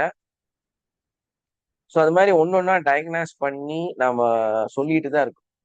எனக்கு ஒரு நோய் வந்ததுன்னா, அந்த நோயிலிருந்து நான் எப்படி வெளிய வரேங்கிறதையும், அந்த நோய் வந்து எப்படி என்ன தாக்குச்சு, அதுக்கு உண்டான என்னென்ன அஃபர்மேஷன்ஸ், என்ன டேப்பிங் குடுத்தோங்கிறதையும், நான் ஒரு ஒரு இடத்துலயும் உங்களுக்கு சொல்லிட்டே தான் வரேன். அந்த ட்ரையல வந்து அத அனுமதிச்சு நம்ம குடுக்குறோம். சரி வரட்டும். வந்து நம்ம அத அனுபவிச்சா தான் அதுலருந்து வெளிய வர முடியுங்கிறக்காக, அந்த அனுபவத்தையும் ஏற்படுத்தி, அதுக்கப்புறம் அதுலருந்து ரிசல்ட் எடுத்து உங்களுக்கு நம்ம குடுக்குறோம். வெரிகோஸ் வெயின்க்கு வந்து 100% கிளென்ஸ். எப்படின்னா 35 வருஷத்தோட ரவிக்குமார் சாரோடது குணப்படுத்தி குடுத்தோம். இப்ப சமீபத்துல ஒருத்தவங்களுக்கு பண்ணி குடுத்தோம். அதனால வெரிகோஸ்க்கும் நல்ல ஒரு ரிசல்ட் இருக்கு. இப்ப இந்த நம்ம ஷியாமா அவங்களோட ஃபேமிலில கருப்பா இருக்குன்னு சொல்லி அவங்க கூப்பிட்டாங்க தங்கச்சிக்கு. எப்படிம்மா இருக்கு இப்போ? சர்ஜரி போயிட்டாங்க அவங்க. நம்ம அதுக்கு ரெஸ்பான்ஸ் ஆக முடியாது. ஏன்னா அவங்க ஹாஸ்பிட்டல்ல இருந்து தான் நம்மள பண்ண சொன்னாங்க. அப்ப எல்லாம் சரி பண்ணி குடுத்தோம். ஸோ இப்ப அது நல்லா காய்ஞ்சிருச்சா? இருக்காங்களா இல்லையான்னு தெரியும். ஸோ அந்த மாதிரி நெறைய விஷயங்கள் வந்து நம்ம சரி பண்ணி குடுத்துருக்குறோம். அது இல்லாம தான் இது வந்து கொஞ்சம் கூட அடுத்த கட்டத்த நோக்கி பயணிக்குது இந்த பயணம். அதுல தான் வந்து இந்த பிளாக் மேஜிக் இல்லன்னா வந்து ஏதாவது நெகட்டிவ் எனர்ஜி, உங்களுக்கு இருக்க பிளாக்கு, உங்களோட ரிலேஷன்ஷிப்ல இருக்கிற பிரச்சனைகள், இதையெல்லாம் சரி பண்றதுக்கும் இது உபயோகப்படுது. மருத்துவம் மட்டும் இல்லாம வாழ்வியலுக்கும் இது ரொம்ப முக்கியமான ஒரு பொருளா மாறுது. ஸோ EFTங்கிறது சாதாரணப்பட்டது இல்ல. இருக்கிறதுலயே டாப் மோஸ்ட் டெக்னிக். உலகத்திலேயே வந்து பெரிய லெவல்ல போற்றக்கூடிய பெரிய பெரிய நபர்கள் அவங்களுடைய அந்த நெகட்டிவ இப்ப நம்ம வந்து ஒரு ஃபங்ஷன் நடத்திட்டு வந்தோம். வந்த உடனே வந்து எல்லாத்துக்கும் கொஞ்சம் உடம்பு சரியில்ல. ஒரு மாதிரி கஷ்டப்பட்டுட்டு இருந்தோம். எனக்கு பாருங்க சளியெல்லாம் புடிச்சு நானும் கொஞ்சம் டயர்டு. பயங்கர டயர்ட்னா இப்படி ஒரு டயர்டு. என்னன்னு பார்த்தா கண்ணீர். எல்லாம் வந்து பயங்கரமா இந்த அளவுக்கு பண்ணிட்டீங்களே, இந்த அளவுக்கு பண்ணிட்டீங்களேன்னு இது பண்ணிட்டாங்க. அதனால கொஞ்சம் ப்ராப்ளம். அப்போ அத வந்து சரி பண்றதுக்கு நம்ம டேப்பிங் எல்லாம் குடுத்து, இப்போ பரவாயில்ல எல்லாரும் ரெடி ஆயிட்டாங்க. ஸோ அந்த சார் மாதிரி சார் இதையெல்லாம் எஸ் சார். சார் சின்ன doubt sir. Yes sir. Sir ஒண்ணு அப்படி என்னோட ரிலேட்டிவ் சர்க்கிளையும் என் வீட்லயும் சரிங்க. முன்னாடி நீங்க இந்த சார். ஃபங்க்ஷன் இஷ்யூ சொன்னீங்கல்ல சார், இந்த என்னோட வீட்லயும் சரி, ஆ இல்ல என்னோட உங்க வாய்ஸ் ரிலேட்டிவ் வீட்லயும் சரி, என் வீட்லயும் கேக்குதா சார்? சொல்லுங்க, சொல்லுங்க. அதாவது என்னோட வீட்லயும் சரி, ரிலேட்டிவ் சைடும் சரிங்க. வீட்ல இந்த குழந்தை இருக்கு, இந்த முதல் பர்த்டே கொண்டாடுறோம்ல சார், ஆமா. அந்த முதல் பர்த்டே வந்து இந்த ஃபர்ஸ்ட் பர்த்டே ரிலேட்டிவ்ஸ் எல்லாரையும் கூப்பிட்டு ஃபுட் எல்லாம் ப்ரொவைட் பண்ணி செலிப்ரேட் கொஞ்சம் கிராண்டா கொண்டாடுவோம் சார். அது ஆ என் வீட்ல 2 பிள்ளைகளுக்கும் சரி, என் ரிலேட்டிவ் சைடு நிறைய 2, 3 பிள்ளைகளுக்கும் இந்த மாதிரி பண்ணப்போ ஒரு 1 வீக் உடம்பு சரியில்லாம போச்சு சார் அந்த ஃபங்க்ஷன் வச்சு. இப்ப நீங்க அதாவது சொன்னீங்கல்ல சார், அதான் இப்ப எனக்கு ஞாபகம் வந்துச்சு. அதாவது இது எப்படின்னா, ஒரு இடத்துல வந்து குழந்தைகளுக்கு கண்ணேறு ஏற்படுறதுக்கு காரணம் தாய் தகப்பனே தான். தெரியுங்களா உங்களுக்கெல்லாம்? நம்ம அந்த அழக பார்த்து ரசிக்கிறோம் இல்லையா? அதுவே வந்து அவங்கள பாதிச்சுரும். ஸோ அது மட்டும் இல்லாம வெளிய இருக்கக்கூடியவர்களுடைய அந்த நெகட்டிவ் எனர்ஜி. இவங்க இந்த அளவுக்கு இருக்கிறாங்க அப்படிங்கிற மாதிரி எல்லாம் சிந்தனைகள் வரும்பொழுது, அது வந்து ஒரு மிகப்பெரிய கண்ணீராகத்தான் மாறும். எல்லா ஃபங்ஷனுக்கு அப்புறமும் இந்த மாரி வரும். ஸோ நம்ம அத வந்து இதையெல்லாம் கண்ட்ரோல் பண்ற சிஸ்டம் இது. அதுதான் இதுல பெரிய மேஜிக். நம்ம இதுல என்ன மிராக்கிள்னா, அ காய்ச்சலு, ஒரு தலைவலி, இடுப்பு வலி, சளி பிடிக்குதுன்னா மாத்திரை மருந்து எதையாவது எழுதிறலாம். யார் வேணாலும் செஞ்சிறலாம். இப்ப நம்மளும் வந்து அதே மாரி மருத்துவத்துக்காக பண்றோம். அதுல வந்து ஓகே தான். இந்த மருத்துவ முறை எக்ஸ்ட்ராடினரியா இது என்ன மருந்து கொடுப்பீங்க நீங்க? அந்த ஒரு வாரம் நீங்க கஷ்டப்படுறது தானே. அதுவும் அதை உடனே எல்லாம் விட்டு போயிடாது. அப்புறம் அப்புறம் அப்புறம் அப்புறம் கொஞ்சம் கொஞ்சம் தொட்டுக்கிட்டே இருக்கும் அது. அப்புறம் ஏதாவது ஒண்ணு நம்ம பாட்டிமார் வந்து கண்டுபிடிச்சிருவாங்க.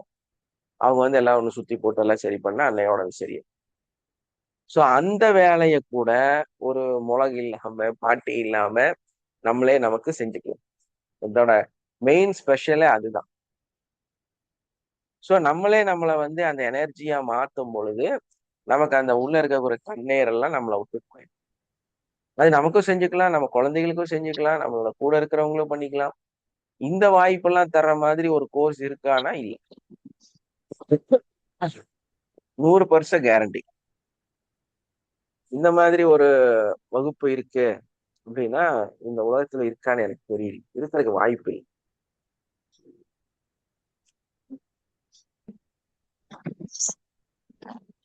ஆனா இருக்கு, தெரியுமா? இருக்குங்க. நான் அதை படிச்சேன். நான் வந்து கோயம்புத்தூர் ஆயுர்வேதா பார்மசி ஏவிபி அதுலதான் ஆயுர்வேதாவோட தெரப்பட்டிக் கோர்ஸ் வந்து நான் பண்ணேன், பிசியோதெரப்பி. அப்போ அங்க வந்து ஃபாரினர்ஸ் தான், இந்தியன்ஸ்க்கு வந்து கிடையாது. மொத்தமா வந்து ஒரு 20 பேர் என்னமோ அந்த டைம்ல ஒரு பேட்ச்க்கு மட்டும் கொடுத்துருக்காங்க இந்தியன்ஸ். ஸோ அதுல எனக்கு சீட்டு கிடைச்சது. அதுல நான் உள்ள போயிருக்கேன். அப்ப நாங்க வந்து என்ன பண்ணுவோம்னா சோழி போட்டு பார்ப்பாங்க. ஒரு பேஷண்ட்டை எடுக்கிறதா இருந்தா ஃபர்ஸ்ட் சோழி போட்டு பார்ப்பாங்க. பார்த்துட்டு அதுல ஏதாவது நெகட்டிவ் எல்லாம் தெரிஞ்சதுன்னா அதை சரி பண்றதுக்கு இங்க கொடுங்கல்லூர் பகவதி அம்மன் கோயிலுக்கு போவாங்க. அங்க வந்து ஒரு கம்யூனிகேஷன் இருந்துச்சு. ஸோ அங்க வந்து இந்த வேண்டாத இதெல்லாம் வந்து சரி பண்ண முடியும். கொடுங்கலூர் போய் சரி பண்ணிட்டு வந்து அதுக்கப்புறம் ட்ரீட்மெண்ட் எடுப்பாங்க. இது வந்து அவங்க ஹாஸ்பிட்டல்ல அவங்க வச்சிருக்கக்கூடிய ஒரு, நாங்க ஸ்டாஃபாவும் ஒர்க் பண்ணியிருக்கிற கொஞ்ச நாள், அப்புறம் வந்து இதுக்காகவும் இன்டர்ன்ஷிப்காகவும் கொஞ்ச நாள் அங்க இருந்தேன். கொஞ்ச நாள் இருந்தேன்னு வைங்களேன். அங்கதான் வந்து யோகால மெடிடேஷன்ல எல்லாம் வேற லெவல்ல கத்துட்டது. ஏன்னா நான் அங்கேயே ஒர்க் பண்ணி அங்கேயே இருந்து வெறும் 3000 தான் சம்பளம் தருவாங்க. வீட்டு செலவுக்கெல்லாம் பத்தாது, ஒன்றும் பண்ண முடியாது. இருந்தாலும் நான் அங்கேயே 1-2 வருஷம் இருந்தேன். அதுல குடும்பம் எல்லாம் கொஞ்சம் கஷ்டத்துல வந்துருச்சு. என்ன ஒரு பிளஸ்னா அந்த டைம்ல ஒரு வீடு விலைக்கு வாங்கி வச்சிருந்தனால ஒரு சின்ன வீடா இருந்தாலும் அந்த வீட்டுல ஒய்ஃப் எல்லாம் இருந்தாங்க. சம்பளம் வந்து ரொம்ப ரொம்ப கம்மியா இருந்துச்சு. கிம்பளம் எல்லாம் கிடைக்கல. கிடைச்சிருக்கணும், கிடைக்கல. அப்படியே ஓட்டுறோம். ஆனா நிறைய அறிவு கிடைச்சது. ஸோ அப்போ அதுதான் பண்ணுவோம். சில இடத்துல எல்லாம் நம்மளை விடாம இருந்தாங்க, அதுக்கப்புறம் விட்டாங்க. ஸோ அப்போ வந்து ஃபர்ஸ்ட் சோழி போட்டு பார்த்து கண்டுபிடிச்சு அதை சரி பண்ணிட்டு அதுக்கப்புறம் தான் மருந்தே பிரிஸ்கிரைபே பண்ணுவாங்க. இதுல வந்து என்னோட இருந்த ஒரு பொண்ணு அர்ஜென்ட்டுக்காக ஒரு கேஸ் கொடுத்துட்டாங்க. ஸோ அந்த கேன்சர் பேஷண்ட் தெரியாது, அந்த பொண்ணு போய் அபியங்கம் பண்ணிருச்சு. பண்ணி அந்த பொண்ணோட இந்த கை வரைக்கும் வெந்த மாதிரி ஆயிடுச்சு. ஸோ அந்த நெகட்டிவ் எந்த அளவுக்கு இருக்குதோ அதை பொறுத்து நம்ம ட்ரீட்மெண்ட் கொடுக்குறவங்களுக்கு பாதிப்பு வரும். ஸோ அதனால நம்ம சேஃப்டியா தான் ஆயுர்வேதாவை பொறுத்த வரையிலும் ஓவரால் ஒரு கால்குலேட் பண்ணிட்டு தான் கை வைப்போம், இல்லைன்னா கை வைக்க மாட்டோம். நம்ம அப்புறம் தனியா வந்து கிளினிக் எல்லாம் போட்டு டெவலப் ஆனதுக்கு அப்புறம் சில கேசஸ் நமக்கு புரியும். நம்ம கை வைக்கும் போதே நமக்கு ஃபீல் ஆகும். ஸோ அந்த கேசஸ் வந்து நான் பார்த்ததுல வேண்டான்னு சொல்லிடுவேன். சாரிம்மா, நீங்க எந்திரிச்சு வெளியே போயிருங்கன்னு சொல்லிடுவேன். உங்களுக்கு நான் பண்ண முடியாது, இல்லைன்னா நீங்க வந்து நான் ஐடியா சொல்றேன், இந்தந்த இடத்துக்கு போய் இதை பண்ணிட்டு வந்துருங்க, அதுக்கப்புறம் நான் பாக்குறேன்னு சொல்லி. ஸோ அப்படிதான் என்னோட கிளினிக் நான் நடத்திட்டு இருந்தேன். இப்போ வந்து இதுக்கு எல்லாத்துக்குமே வந்து பயங்கர சொல்யூஷன் தான் நம்மளோட இயற்கை. ஸோ அதனால இதுவும், அதாவது மருத்துவம் இல்லாத ஒரு அற்புதமான செயலும், இந்த மாதிரி கர்மால இருக்கிற வரைக்கும் இருக்கிற பிரச்சனைகளை சால்வ் பண்றதுக்கும் பெஸ்ட் வந்து இயற்கை. ஸோ என்னோட அனுபவபூர்வமா வந்து பார்த்தாலுமே வந்து இவ்வளோ காலம் கடந்து நம்ம இவ்வளோ கத்துக்கிட்டு அதுக்கப்புறம் அதையெல்லாம் வேண்டான்னு வச்சுட்டு தான் இதுக்குள்ள வந்திருக்கும். ஸோ அதனால வந்து நீங்களும் அதெல்லாம், இப்போ குமார் சார் வந்து அக்குபஞ்சர் பண்ண போறேன் அப்படின்னு நிற்கிறாரு. ஓகே தான். இதை விட பெட்டர் என்னன்னு கேட்டிங்கன்னா நம்மளோட ஹீலிங்கே வந்து கொடுக்கறது தான். ஹீலிங் கொடுக்க ஆரம்பிச்சாலே அவர் இன்னும் நிறைய சம்பாதிக்கலாம். ஓகே, ஏதோ ஒரு கோர்ஸ் படிக்கிறாரு, படிச்சு டிப்ளமோவோ ஏதோ ஒன்று வாங்கிட்டு அதுக்கப்புறம் ஒரு கிளினிக் போட்டு அதுலயே வந்து ஹீலிங் அதிகமா கொடுங்க. நல்ல வருமானம் இருக்கும், நல்ல உயர்வு கிடைக்கும். சார் ஹீலிங் பண்ணா காசு தர மாட்டாங்க சார். நீ என்ன ஒண்ணு எனக்கு காசு கேக்குறீங்கன்னு கேக்குறாங்க. எல்லாம் நம்ம கையில தான் இருக்கு. நானெல்லாம் வந்து 1 லட்சம் 2 லட்சம் வரைக்கும் வாங்குறேன். அதெல்லாம் நம்ம கையில தான் சார் இருக்குது. நான் என்னோட அக்குபஞ்சர் கிளினிக்லயே ஒரு நாளைக்கு 20,000 ரூபாய் ஃபீஸ் வாங்குவேன். எல்லாத்துக்கும் வந்து நம்ம யாருங்கிறத பொறுத்து தான் இருக்கு. சரி, நம்ம நிறைய படிச்சிருக்கிறோம், நமக்கு அனுபவம் இருக்கு, சரௌண்டிங் இருக்கு, அதனால நடக்குது. நம்ம கிட்ட வர்றவங்கள்ட்ட நம்ம பழகிறது, பேசுறது அதுலயும் வித்தியாசம் இருக்கு. ஸோ நம்மளோட அப்பீரியன்ஸ் அதை விட ரொம்ப முக்கியம். நம்ம எப்படி இருக்கிறோங்கிறது, நமக்குன்னு ஒரு வேல்யூ எல்லாம் இருக்குல்ல, அதெல்லாமே சேர்ந்து தான் நம்ம அடுத்த கட்டத்துக்கு போக முடியும். பண்ணுங்க, ஒன்றும் தப்பு இல்லை. Okay, thank you all, have a nice day, love you all. Wind அப் பண்ணிக்கலாமா? சார் என்னோட கிரெடிட் ஒன்று தருவேன் சார். அஸ்மா, என்னோட கண்ணும் வந்து 2 கண்ணு ஐபெக்டட் இருந்துச்சு. இந்த ஹீலிங் மெத்தட்ல இதே குரூப்ல உள்ள மகா சிஸ்டர் வந்து எனக்கு ஹீலிங் கொடுத்து அந்த கன்ஸ்ட்ரக்ட் இதை ஓரளவு கூடுதலாக சுகமடைய வச்சுட்டா. இன்னும் கொஞ்சம் இருக்குது, இன்னும் ட்ரீட்மெண்ட் கொடுத்து அது சரியாயிரும். இந்த மெத்தட் வந்து மிரக்கல் மெத்தட் உண்டு. இதை படிச்சு சரியா பாருங்க, practice இந்த கிளாஸ் கிட்டத்தட்ட 7-8,000 ரூபாயோ 10,000 ரூபாய் எவ்வளவு வந்துச்சு. இந்த இந்த இதுக்கு மட்டுமே பயங்கர வேலை. இப்போ நாம இது போட்டுட்டு எதுக்காக போட்டோம் அப்படின்னா, இந்த பிளர் வரக்கூடாதுங்கிறதுக்காக. அதாவது கண்ணாடி கழட்டுனா நல்லா தெரியும், எனக்கு நல்லா பளிச்சுன்னு தெரியும். லாங்ல இருக்கிறது மட்டும் கொஞ்சம் டிஸ்டர்ப் ஆகும். ஸோ அது வந்து நம்ம இங்கேயும் பார்க்கணும் அங்கேயும் பார்க்கணுங்கிறதுக்காக டிசைன் பண்ணி போட்டோம். இப்ப திரும்ப நம்ம ஹீலிங் கொடுத்து கொடுத்து கொடுத்து கொடுத்து என்ன ஆகுதுன்னா, அந்த பவர் வந்து டிக்ரீஸ் ஆகிட்டே போகுது. அதாவது கண்ணாடியோட பவர், என் கண்ணோட பவர் இல்லை, என்னோட கண்ண பவர் அதிகமாயிட்டே இருக்குது, கண்ணாடியோட பிரச்சனை இதாயிட்டே இருக்குது. அதனால 6 மாசம் 1 வருஷத்துக்கு ஒரு தடவை திரும்ப வேஸ்டா போயிருது. இதோட 10 கண்ணாடி மாத்திடுச்சு. போகும்போதெல்லாம் டாக்டர் என்ன சொல்றாங்க, உங்களது அந்த நம்பர்ஸ் வந்து இதாயிருக்குது, அதனால வந்து கம்மி பண்ணிக்கலாம், இந்த இதை வந்து கம்மி பண்ணிக்கலான்ட்டு கம்மி பண்ணிட்டே வராங்க. ஆனா நமக்கு 6 மாசம் 7 மாசம் ஆகும்போது இந்த பார்வை வந்து சரியாயிடுது. அதனால திரும்ப பிளர் ஆயிடுது, கொண்டு போக வேண்டியது, திரும்ப அதை தூக்கி குப்பையில போட்டு. இல்லைன்னா முதல்ல 2 வருஷம் 3 வருஷத்துக்கு ஒரு கண்ணாடி போகும். இப்போ 6 மாசம் 1 வருஷம், இது 1 வருஷம் ஆக போகுதுன்னு நினைக்கிறேன். அது ரொம்ப கஷ்டப்படுறேன் நான். ஏன்னா வந்து நமக்கு கண்ணாடி கழட்டு தான் எவ்வளவு தெளிவா, இப்போ கண்ணாடி கழட்டுனா கிறிஸ்டல் கிளியரா தெரியும், லாங்ல இருக்கிறது தான் கிளியரா தெரியாது. ஸோ அதுக்காக தான் மேட்ச் பண்றதுக்காக இதை போடுறோம். இதுவும் வந்து திரும்ப திரும்ப நமக்கு சேஞ்சஸ் ஆகிட்டே தான் இருக்கு. ஸோ அதனால ப்ராக்டிஸ் நல்லா பண்ணுங்க. உங்களோட அந்த ப்ராக்டிஸ் தான் உங்களை மேலே கொண்டு வரும். Okay okay, thank you all. Wind up பண்ணிடலாமா? Thank you sir.